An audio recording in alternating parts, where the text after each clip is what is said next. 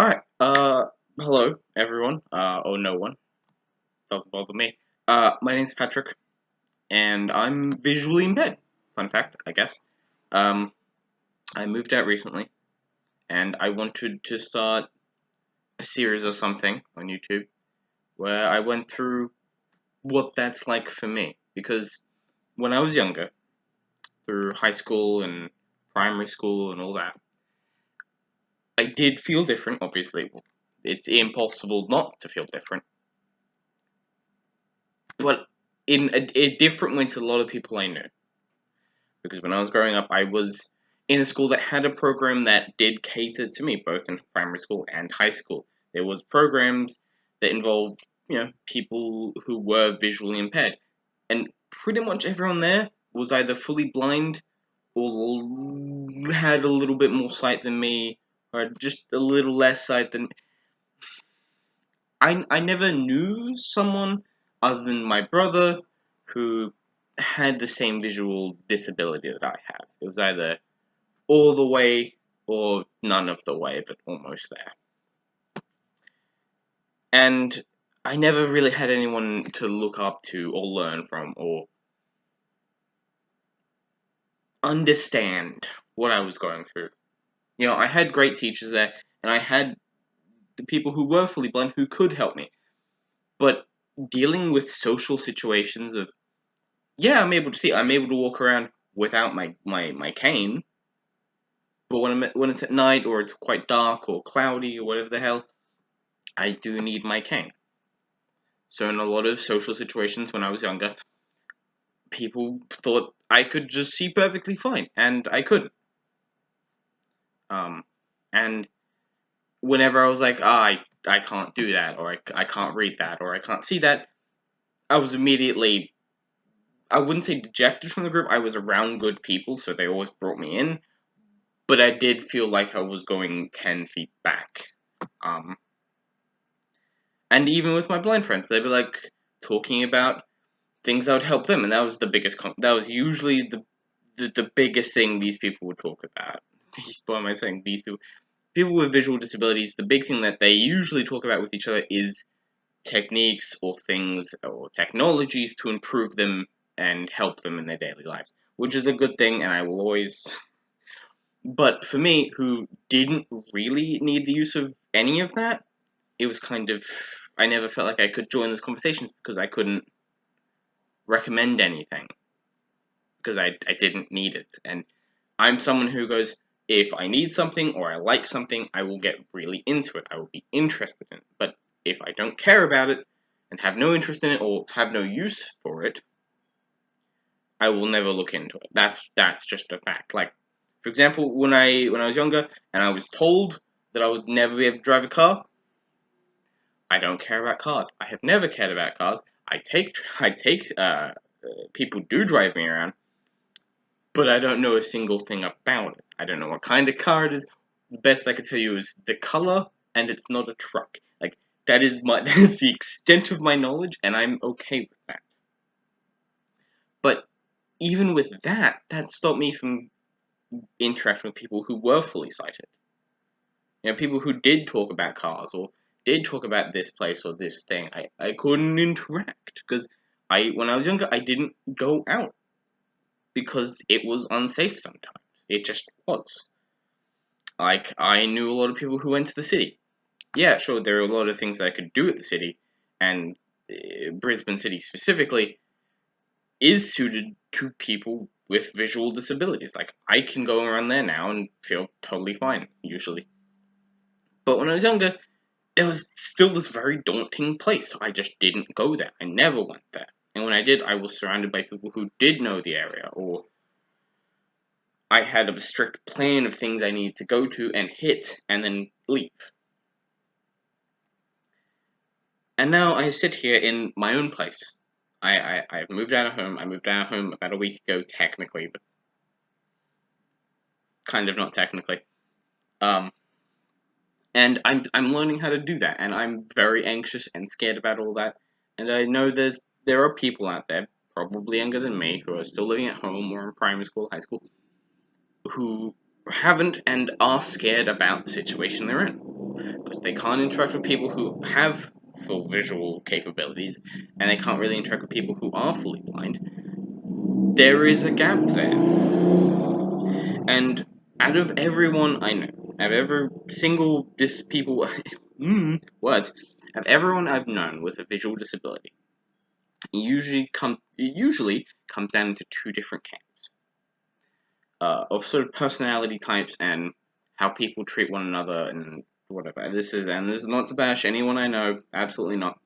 But there are people out there, like normal individuals, people who aren't disabled.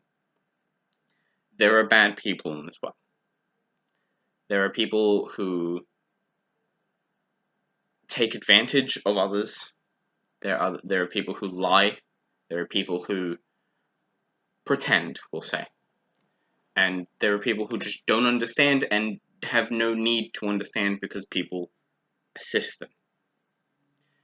In the people, everyone I've known, and the two camps, there are multiple because people are different and unique snowflakes and whatever.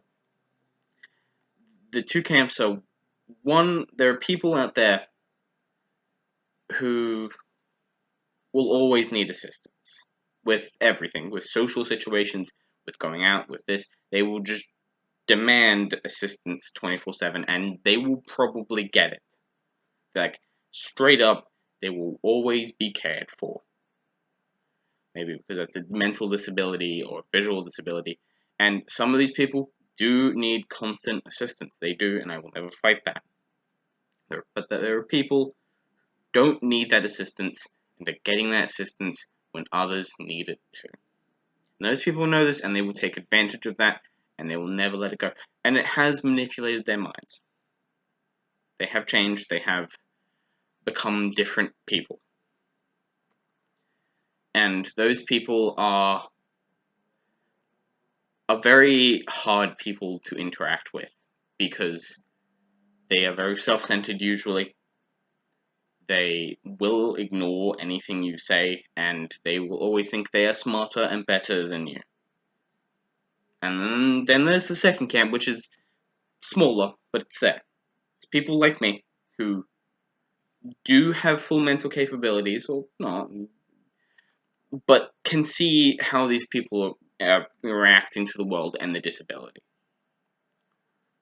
And usually people in my camp didn't really get their assistance because there are people out there who were taking that assistance for themselves.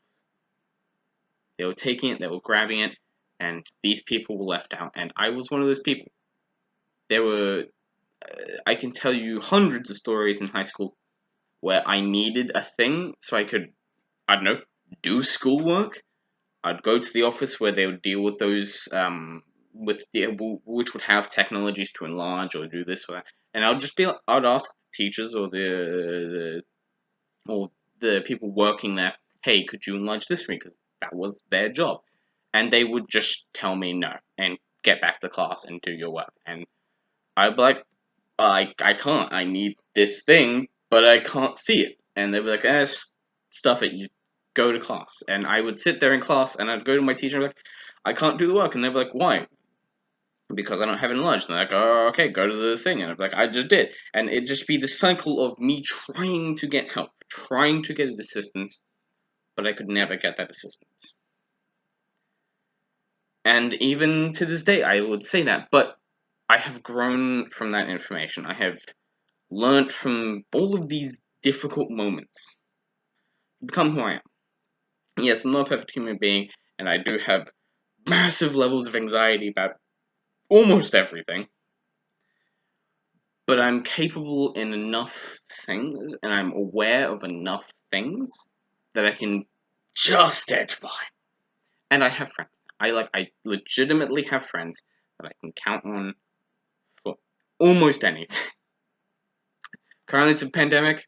It's going to date this video. And it's hard to get some of that help, but that's just how it is, and I will learn from this, and I will grow from this, and whatever. But the people in Camp 1 are out there, and I do not associate with those people anymore. I don't. I know of their existence, I hear stories, But these are usually people who screw up their lives after high school. And it's a shame sometimes. Sometimes I hear stories about people I knew from high school, and it saddens me because I knew they could have done more with their life. But they made a mistake, and they're paying for it. And I don't know what I can say much about that. But for this series of videos, I'm going to be talking about my life, maybe stories from my high school. That's how much battery power. Okay, but I'll be telling stories about my life, and I'll be showing you my day-to-day life, because hell, through a pandemic, it's going to be very dull, and I'm alone all the time, and I wouldn't say a social creature. I am very introverted in nature, but socializing would be nice. So this was a long video for just this one topic, but I think it's an important topic. I think it's important for me to bring out my stance on the subject. And I'll keep that. Again, these two camps aren't stationary. They do change, they do evolve, and that might have just been part of my generation during school. 7 years ago. But that's the past now. Maybe because technology has grown, maybe because of all the social stigma that's gone up, just become more important over the last 7 years, maybe that's not the same anymore. Maybe people in your school or your life who do have disabilities aren't like this. Maybe they are just normal people living their lives, and they get the assistance they need and the assistance they don't need. But I wasn't like that, and I want to share my story because it's what made me me, and I like me, and you should like me. You shouldn't like me, I'm a terrible person. But that's not the point.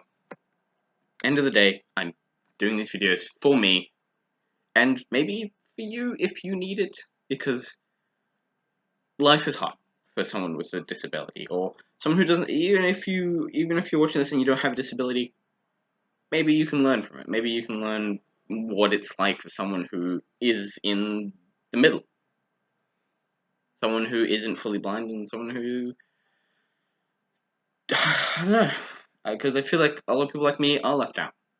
I do, and it sucks, and it's a shame, and I want to help those people. I do. I've come to a point in my life where I do want to help people like me, because I had a hard time. Not an impossible time. I had it easy. I've had an easy life. I haven't had judgment thrown at me. I haven't had racism or slurs. I can only recite one point in my moment where I was ever insulted for my appearance, but I feel like I still have something to give, if that makes sense. Anyway, thank you for watching. I'll see you next time.